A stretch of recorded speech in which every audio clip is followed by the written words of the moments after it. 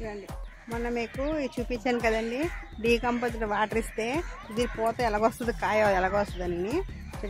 ఇది ఫస్ట్ ఉండేది, దీని తర్వాత వచ్చేది. చూడండి ఇక్కడ ఒకసారి ఇలాగా చూపించకూడదు అంటారు వేరు పెట్టి.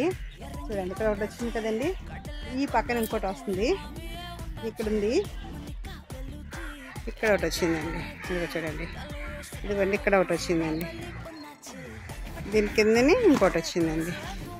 నెక్స్ట్ మీకు ఇంకా చూపిస్తాను. ఇదండి ఇక్కడ కూడా వచ్చిందండి.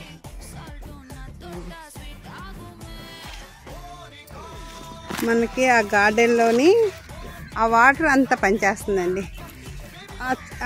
ఇరుకున ఇంకోటి ఉంది అక్కడ, అంటే 5 కాయలు వచ్చాయి మనకి ఇప్పుడు. అలాగా ఆ వాటర్ మనకి టెర్రస్ గార్డెన్ చేసుకునే వాళ్ళకి ఆ వాటర్ చాలా బాగా పనిచేస్తుందండి.